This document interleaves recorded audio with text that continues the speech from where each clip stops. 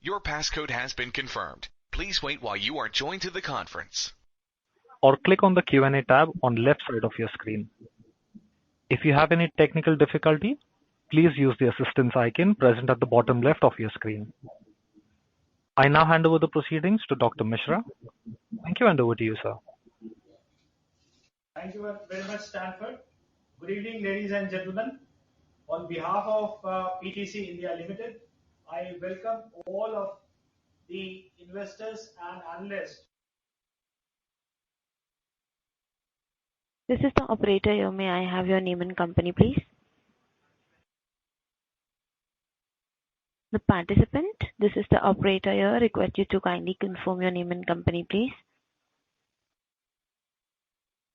This is the operator here. Can you help me with your name and company, please? As there is no response, I'm connecting you back to the call. You are now rejoining the main conference. Of the company, Mr. Rajiv Malhotra, you know him very well. And on my further left is Mr. Sushant Chaturvedi and Mr. Anand, who takes care of the investor relations. And I'm pretty sure you all know them very well. On the further right, we have Mr. Mukesh Ahuja, who is the finance, representing the finance team, and he takes care of this investor and the results. On the very onset, this is a time to announce that PTC India has achieved 50 billion units of traded volume in the first 6 months of the FY 2022. This is first time in the history of PTC that we have achieved 50 billion units only in the first 6 months of our operation. This volume is almost 12% higher than the traded volume corresponding to the previous year. And in this quarter as well, although there were some difficulties, we clocked 6% higher volume compared to the previous year, same quarter. As you all aware that the month of September and October, there were a lot of news in the media that there are aberrations in the prices as well as the shortage of the fuel. In spite of that, PTC could service all its customers without any hurdle and difficulty. We have managed this time very well, and there is no reason why we should not say that in spite of 6% volume, this was a difficult period for any of the trading company, and we have managed it really well. Let me just, before we go to the other numbers which are very important, the major milestone what we have achieved in this last 3 months or almost at the end of this quarter was the order book of 2,570 megawatt from various DISCOMs under the pilot scheme 2. Although we could sign only 820 megawatt out of this with the 3 states, that is Kerala, Jammu Kashmir and Tamil Nadu, we could not complete the entire order book, but we are exploring possibilities that if there are some unmet demand and the order we have received from the state DISCOM, how we can convert it into a PP. Specifically, I would like to mention in this quarter 2 very significant things.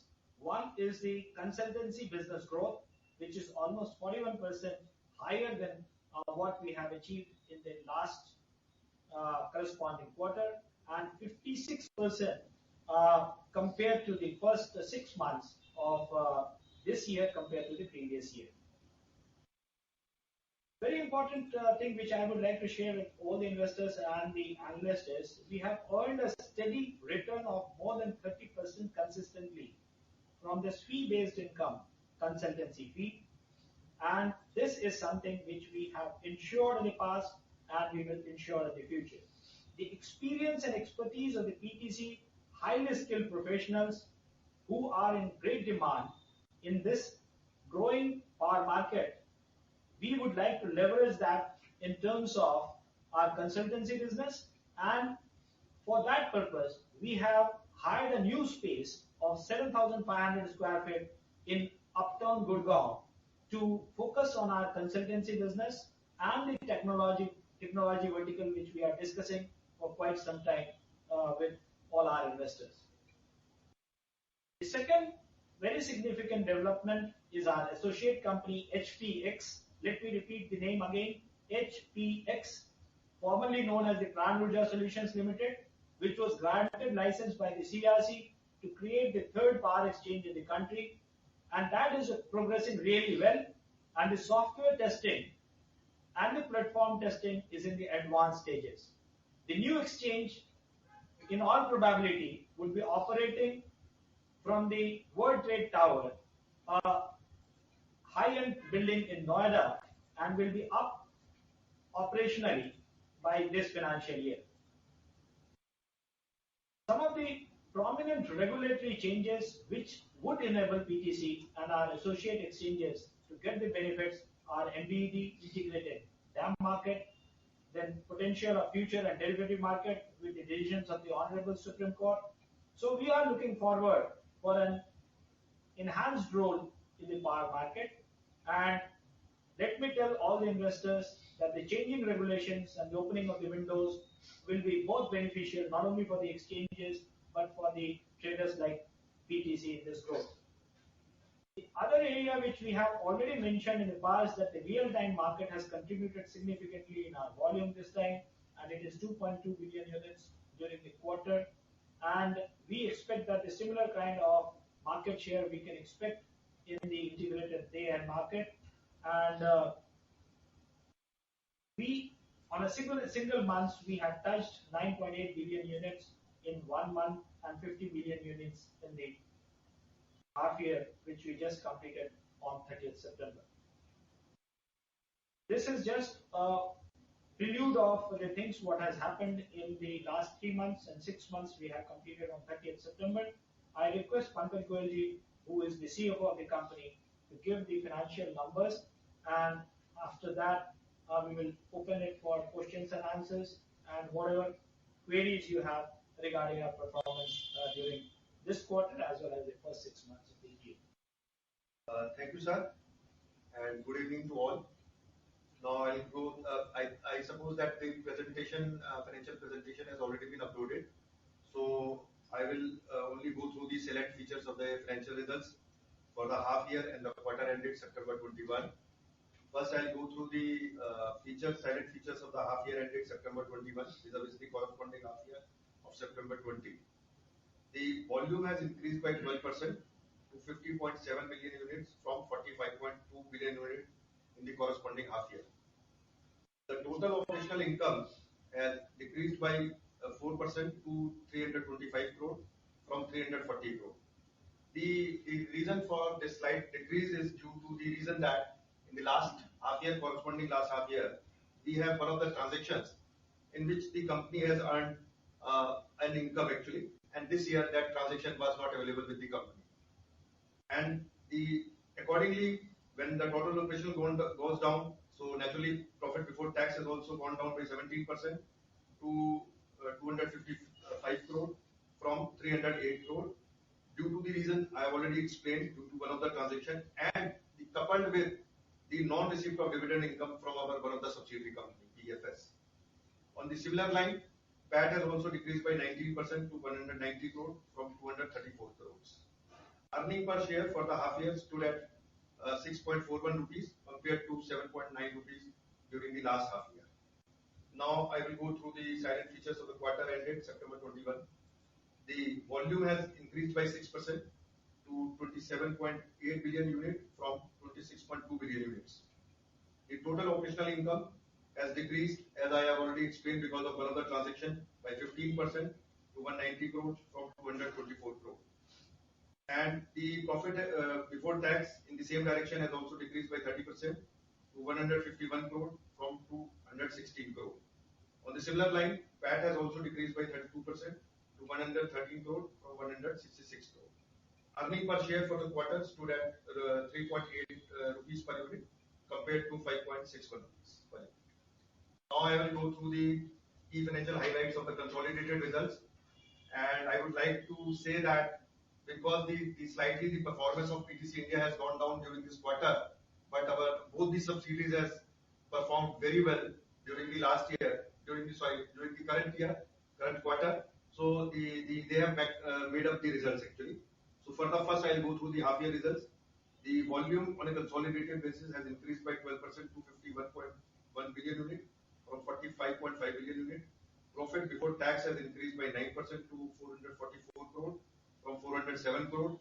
Profit after tax has increased by 13% to 332 crore from 294 crore. Earning per share for the half year stood at 10 rupees per unit compared to 9.23 rupees during the last half year. Now I'll go through the quarter results.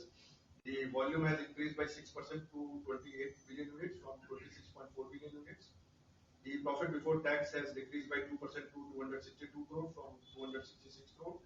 Profit after tax has increased by 1% to 195 crore from 194 crore.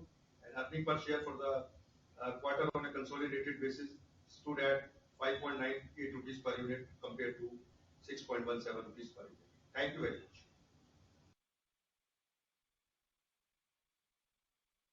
So I think after this result, Stanford, if you can open the question and answer sessions. Sure, sir. Thank you.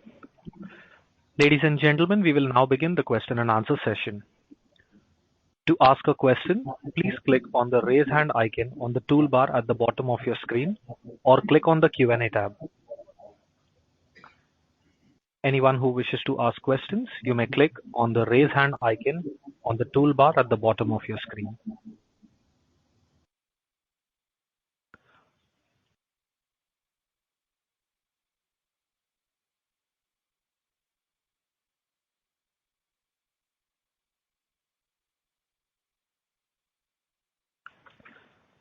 The first question is from the line of Saumil Mehta from Mehta Advisors. Please go ahead. Hi, am I audible? Yeah, you are audible. Please go ahead. Yes. Congratulations, sir, on the good set of numbers. Firstly, I would like to say many thanks for providing us with interim dividend this year. Is the company planning to declare any more dividend in the current year? And also, your subsidiary PFS has posted excellent results with the highest ever return on assets at 2.2%. Are they also planning to provide some dividend this year? Mr. Mehta, let me answer your first question. Yes, we have given interim dividend of 20% this year. And the second part, I would like to say that we have interim the dividend policy which we have followed in the past, and we would like to comply and follow this year as well. Second part, Okay. The second part, you are asking a question related to PFS. I'm not very sure. They have already met the investor and the analyst, and they have given their the roadmap for the dividend. I understand that should suffice your answer. Yes, it most certainly does. Other than that, just one more thing. Again, I would like to reiterate what I already said. Many congratulations to the new management for taking charge, and we certainly believe that the company may achieve new heights under your leadership. Just would like to request you to give some broad guidance on the future growth of the company, if you could. Certainly, Mr. Mehta. I mean, at the end of all the question and answer session, I have something which I would like to mention, which will give you some the way we are trying to guide this company for a better future. But let me complete the question and answer session, and then we will come back to it. Okay, great. That's it from my end. So thank you so much for addressing my queries. Thank you. Thank you. The next question is from the line of Sarvesh Gupta from Maximal Capital. Please go ahead.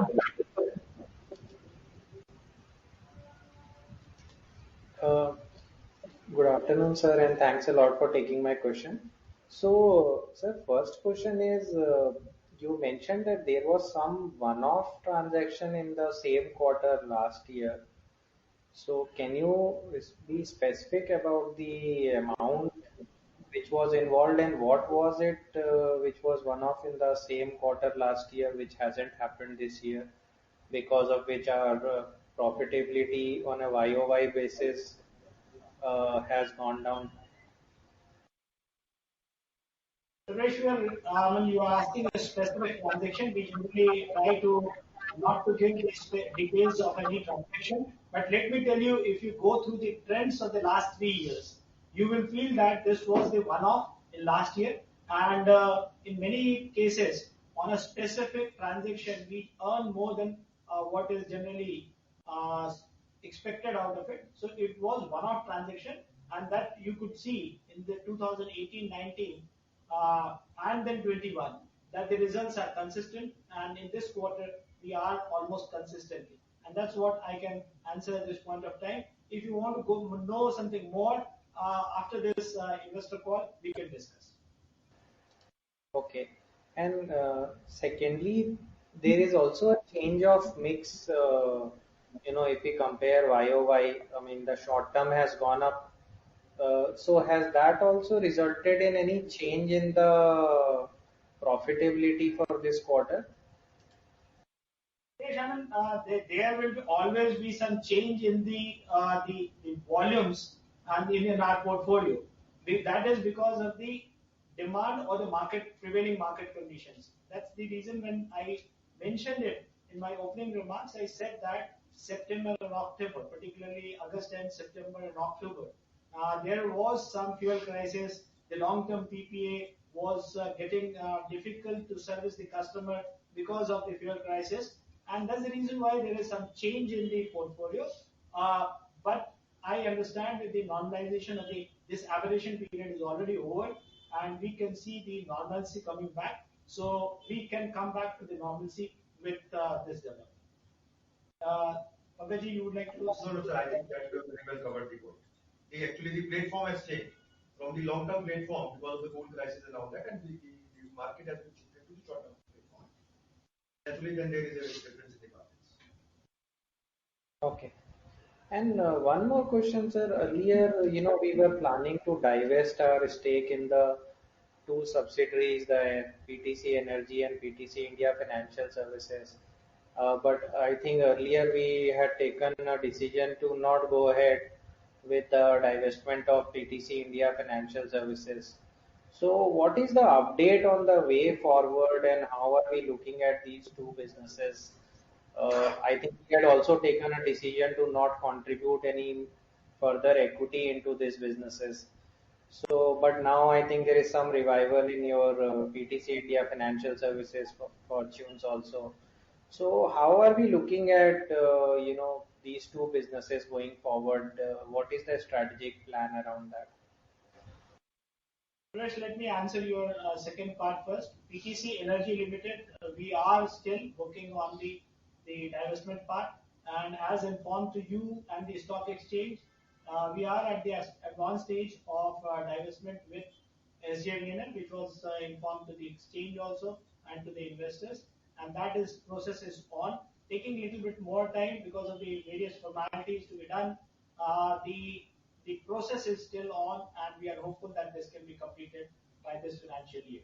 The second part you asked about the PTC Financial Services, you answered the question yourself that the company is doing better, and at the appropriate time when we will get a good buyer, we can restart the process.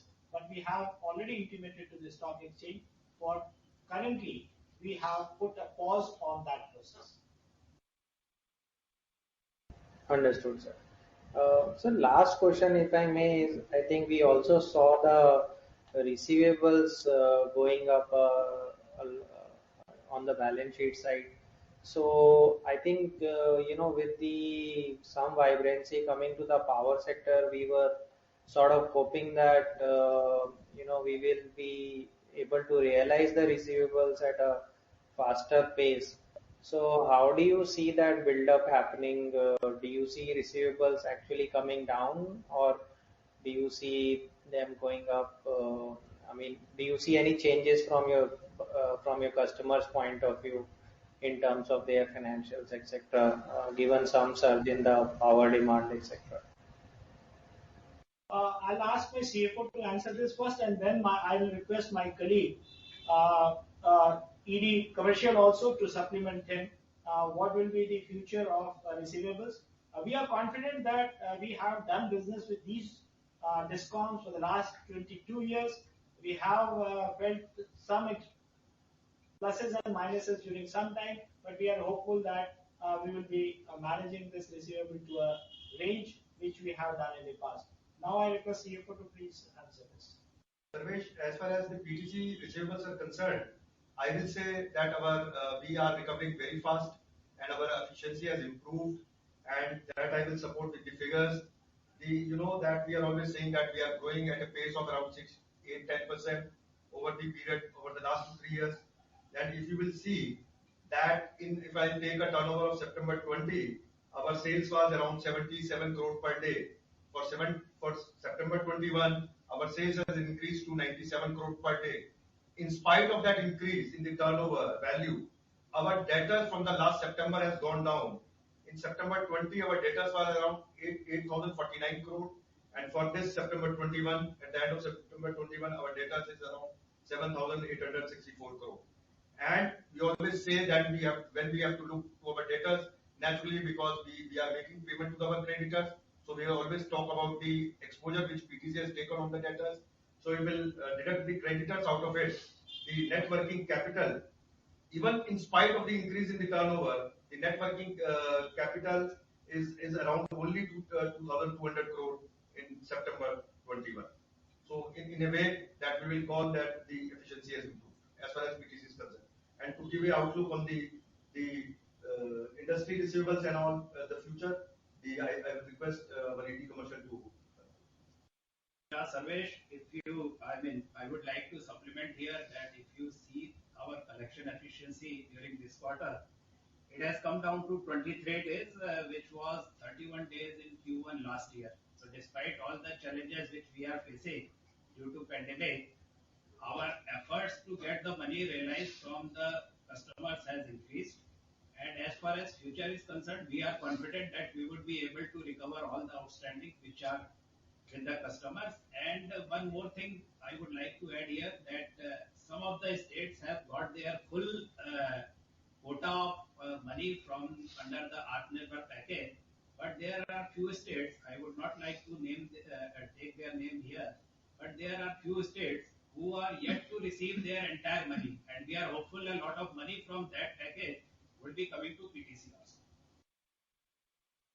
Thank you, Sarvesh. Thank you. Stanford and the. Thank you. We take the next question from the line of Rahul Soni from Smith. Please go ahead. Yeah, hello, sir. Thanks for taking my question. Sir, my question is again on the receivable side. So we are continuously witnessing increase in receivables since financial year 2016, and now we are standing at 7,864 crore of receivables against around 1,600 crore in 2015. So what actually is the cause for such a steep increase in the receivables, and where this money is stuck, and what kind of risk we do see towards these receivables? And particularly, I would like to know what is the update with the Andhra Discom, where we have some issues with PTC Energy Limited.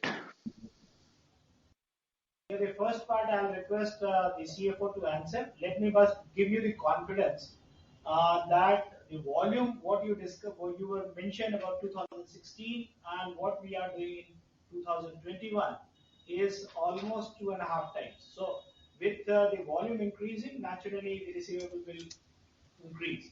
This is a basic mathematical thing which I am telling you.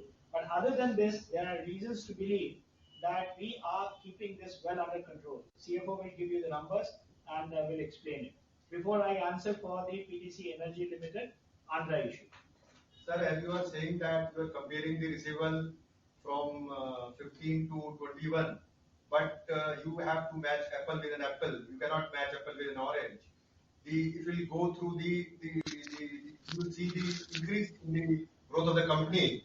Right now I don't have the figures. My BP Finance is taking out the figure that what was the turnover in the year 15.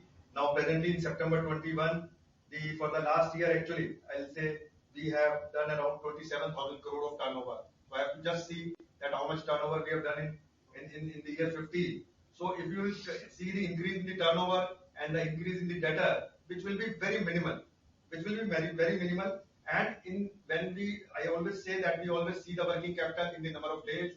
And if you subtract the creditor out of it, we have, as our AD commercial has already explained, we have just deployed a 23 days of working capital. So naturally, as our company is growing, we need fund for meeting the working capital requirement of the company. Maybe previously we may be having a 30 days working capital, but now we are reducing it to 23 days of working capital. And this is one thing just I wanted to also like to share with you, sir, that you are seeing the total debtors is around 7,800 crore as on September 21. But out of this, there is much amount which is not due actually. So if you take out that debtors not due, that is around 3,200 crore. So net recoverable debtors is only 4,700 crore. So I think that I have replied to that. Harish, you would like to supplement? This thing, if you see the total debtors, I mean, if it is around 4,000 only, 3,200, it is not required. Regarding the second part, what you asked is about the PEL Andhra issue. This this is under investigation in High Court, and it is sub judice for long. But the hearing is complete on 8th of November. The final hearing, I understand, was in the AP High Court, and the AP High Court has given them a direction that all the dues for the interim period or the interim rate should be released within 3 weeks. That is by end of November. And during the course of discussions on the board or hearing in the High Court, we came to know that he said that this kind of change in the tariff is not tenable by law. So I am not very sure because I have not attended it, but I could sense that this kind of opinion emerged during the discussion. So we are hopeful that we will get the receivable from Andhra Pradesh. First, the interim part by end of November, and most of it once the decision comes. So currently, we are receiving half of the tariff which is agreed as per the agreement. Yes, 243 out of 484. Okay. And my second question, sir, is related to your power exchange.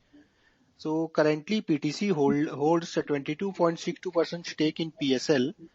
However, according to the power market regulations, trading member can't hold more than 5% stake in an exchange. So what's your long-term thought process on the same? Whether you are going to reduce your stake to up to 5 or below, or you will continue in the same setup? For the obvious reasons, we are holding this kind of stake in that exchange, and we are one of the promoters. So as and when the final technicalities will come, we will address you and we'll give you the roadmap beyond that. But sir, like a major chunk of the volume in the IEX is coming from PTC India Limited. So once this PSL start its exchange, so will there be any diversion of volume from by PTC India from IEX to PSL? Futuristic, I mean, let me not indulge in any kind of thing. All whatever you are asking is, we have some plans, and as and when it will come, certainly we'll share with the investors and the analysts. Thank you. Such time, yeah, please. The next question is from the line of Sandeep Raj from Oculus Capital Growth Fund. Please go ahead.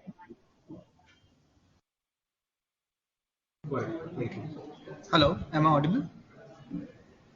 You are, please. Hello. Yeah. Yes, Sir, I just have one question regarding the new power exchange. So, you being the promoter and trader, are there any kind of restrictions that you will have?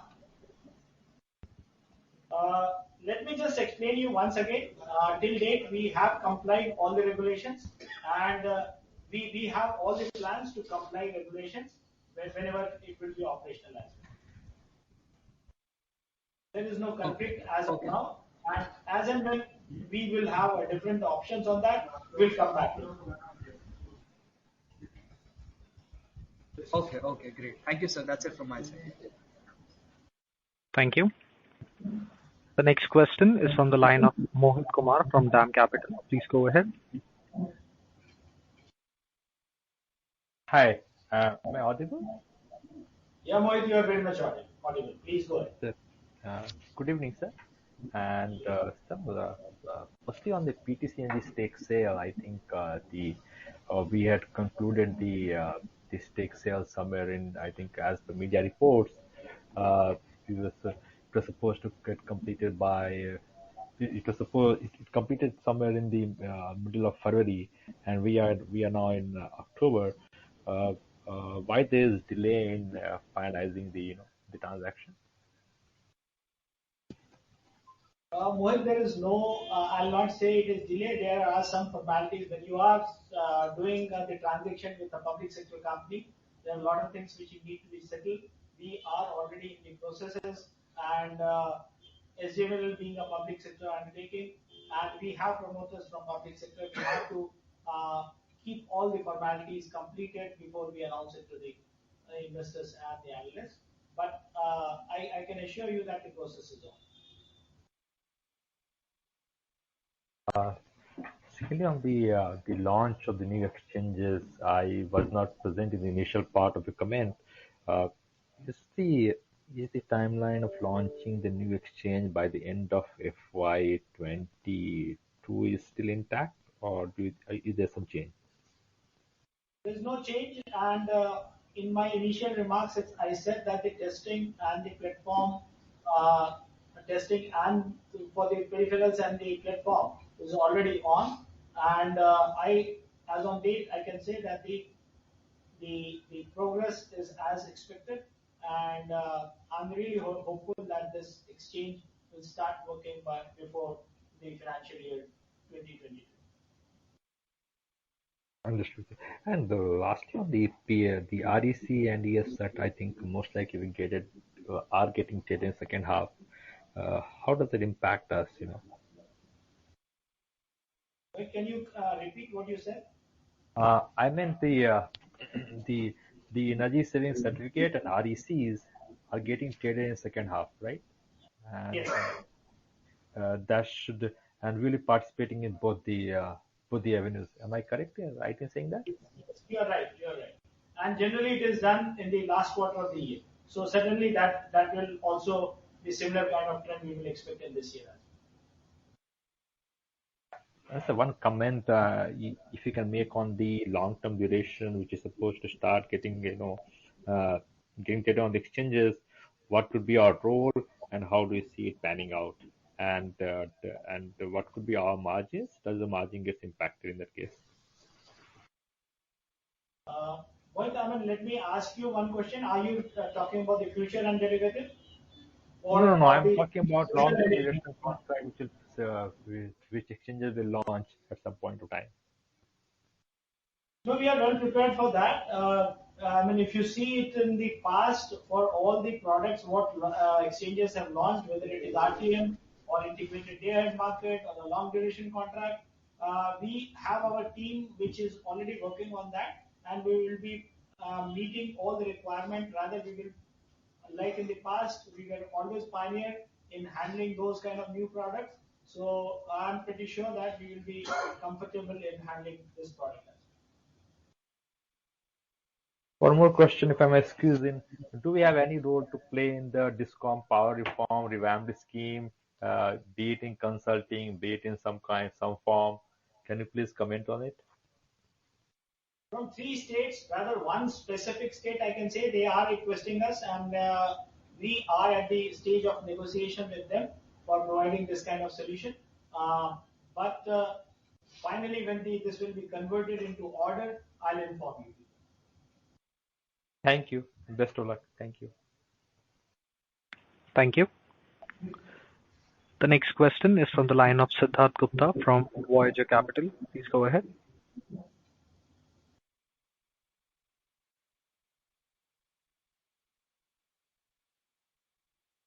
Siddharth Gupta from Voyager Capital. Your line is unmuted. Please unmute the line from your side and proceed. Am I audible? Yes, you are. Thank you. Good evening, everyone. So congratulations on the good set of numbers that you've posted. I have a couple of questions. So firstly, could you shed some light as to why the PFS disinvestment was put on hold? Because up till the last quarter of the previous financial year, this was something that was still being considered. Was there a lack of investor interest, or did the management feel that it would be better retaining support for the company? And sir, the second question is with regard to how do we envisage the future of the company when the new exchange starts operationalizing? Because even though we're going to be the third exchange in the market, we might lose a first mover advantage. We haven't been able. There have been a couple of questions about a lot of our volume being given to IEX right now. Would that be shifted? And I do understand that the management has continuously said that you would have plans and you would make them available to us. But a little more detail would actually help investors be more cautious and understanding of how the company is going to proceed. I informed about the PFS divestment. We have already intimated to the stock exchanges that it is on pause. We never said that this is the final decision of the board that we are not going to take it up. And as you rightly said, that the right kind of investors and the kind of expectations the company have with the new investor, once we get that kind of response, we may restart the process. And as you can see, that the performance of the company has improved in the last 2 quarters. So maybe that can tell you some story that why the board feels that it should be appropriate time when we can restart this process. Right. So I was referring to that very notification that the process has been put on hold. So I just wanted the board to shed some light as to why it was put on hold. I do understand that you've not completely backed away from the process and neither are you going ahead with it. But any particular reason why it's on standstill? I explained in my second part that it has to be best of the option which should be available to the company. And that's the reason why when we will get the best of the option, we may restart this process. And then if you see the entire notification, it mentions that. Okay. Thank you, sir. Thank you. The next question is from Devansh Nigotia. Please go ahead. Yeah, sir. Can you hear me? Hello? Yeah, please go ahead. Yeah, sir. Thanks for the opportunity. So just a couple of questions. So one is regarding this shift towards the short-term volumes from the long-term that has taken place over the September quarter. So after that, how is that trend reversing, or how are we seeing that mix changing, let's say, in last 40-45 days?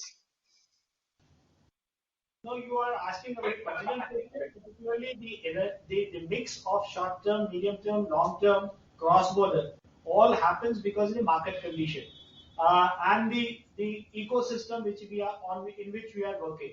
So I inform you that there was some coal crisis during some period of the quarter, and it went on for some more days before the festival season.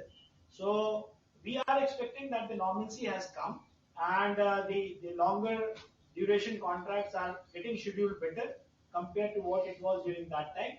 And once the normalcy will be there, the mix, what we have done in the past, we can come back to the normal scenario. And in case of the integrated day-ahead market, in our earlier commentary, we highlighted that it can have volumes equivalent to RTM. So if you can just throw some more light and how do we stand to benefit from that? RTM market is just another product in the exchange. So we have always maintained that whatever products either on a bilateral or on the exchange platform is available, we enjoy a market share of not less than 40%. So in the RTM market, if you see the past trend, we have enjoyed that kind of market because our same set of customers are for all these products. So with our efforts, we ensure that we are the pioneer and the first to meet the customer requirement for any product, either on bilateral front or in the exchange. So for any other product what we discussed, we will be doing the same set of things. Okay. And in case of when we are highlighting that we have 25% market share on IEX, so that 25% would largely be both equally on buy side and sell side both, or how would that be? Our market share on IEX volume. IEX is a special way of double counting. They treat any transaction to be counted twice, the sell side and the other. And that's the reason why you see 25%. Whereas in the bilateral market, when we treat that, we will say we have a market share of 50%. So that's a counting method. CFO can explain it more. But for us, our understanding, in the anonymous market, the market share is counted twice. Clarify, it will be very nice. So should we interpret that our market share is 12.5% in IEX total volumes, or how I should read that? This is a technical issue. We can discuss it after the conference.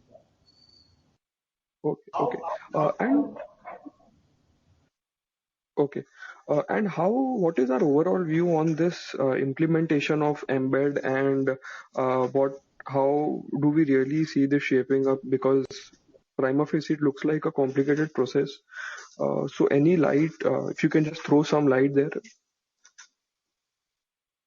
Embed is something which will change the scheduling process. If it is to be seen in the right perspective, embed is a kind of a scheduling. Right now, all the beneficiaries or the state DISCOMs are procuring power through a method called merit order dispatching.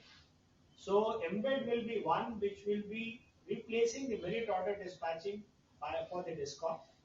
And of course, this is a major shift in the way the power is being scheduled in the country. So of course, if you are going for a larger radical changes for scheduling of the power, it will face some difficulty. But once it is being decided by the policymakers and the decision makers in the country, I understand it will be implemented. And it will be, if it is implemented, it is beneficial for both the exchanges and for a player like PTC. Okay.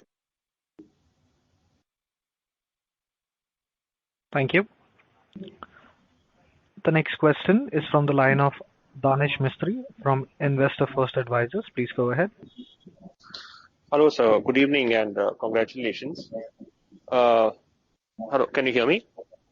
Yeah, we can hear you well. Yes, Please. yeah, sorry for that. So, sir, I had, just a few questions. The first one was, sir, you mentioned that last year, the same quarter, there was some transaction.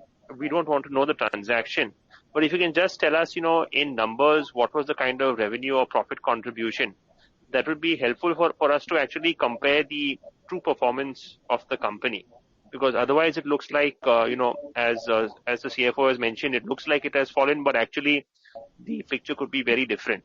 So if you could help us out with some numbers there, it would be great, sir. And second question, sir. Sorry, please go on, sir. Sorry. Yeah, no, please continue with the question. Haji. Sir, and the second question is that, your sense on when do you think the SJVNL transaction will get complete? I know you said that there is a process to it, but do you think the process will get over by March next year, or 6 months, 9 months out? Just some sense on that. Very broad. No problem, sir. Thank you, sir.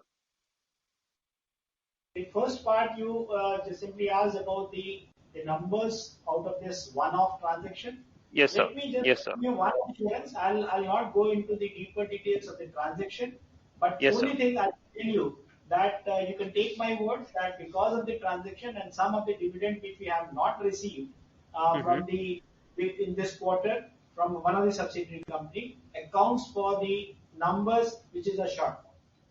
Understood, sir. Understood, sir. Got it. Shortfall on the profit side or on the revenue side?